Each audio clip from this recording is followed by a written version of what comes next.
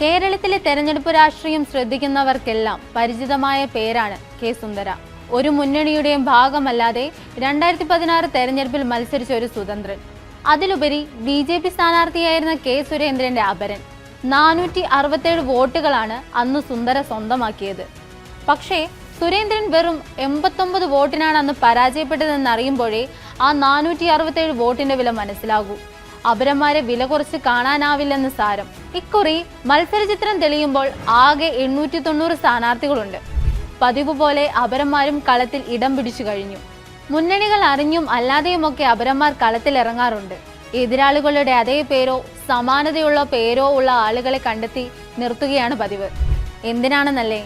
മുന്നണി സ്ഥാനാർത്ഥികളുടെ ഭൂരിപക്ഷം കുറയ്ക്കുന്നതിലും കൂട്ടുന്നതിലുമൊക്കെ അപരന്മാർ വഹിക്കുന്ന പങ്ക് ചെറുതല്ല.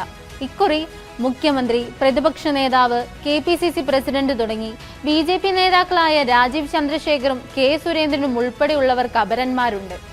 ശക്തമായ പോരാട്ടം നടക്കുന്ന ബേപ്പൂരിലാകട്ടെ PV അൻവറിന് വെല്ലുവിളി ഉയർത്തി ഒന്നല്ല രണ്ടല്ല 4 പേരാണ് മത്സരരംഗത്തുള്ളത്. എതിരാളിയായ റിയാസിനുമുണ്ടൊരു അപരൻ.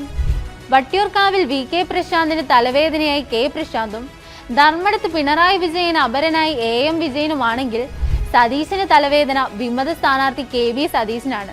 പേരാവൂരിലാകട്ടെ സണ്ണി സണ്ണി ജോസഫ് മുതുകുളത്തേലും സണ്ണിയും അപരന്മാരായി എത്തിയപ്പോൾ എതിരാളിയായ LDFിലെ KK ശൈലജയ്ക്ക് AV ശൈലജയും C ശൈലജയുമാണ് വെല്ലുവിളി.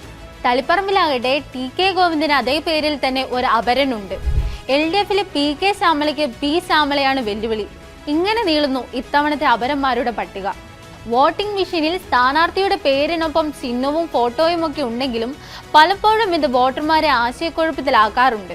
2004 ലോക്സഭാ തെരഞ്ഞെടുപ്പിൽ ഒരപരൻ തോൽപ്പിച്ചത് കോൺഗ്രസിന്റെ കരുത്തുറ്റ നേതാവിനെയായിരുന്നു.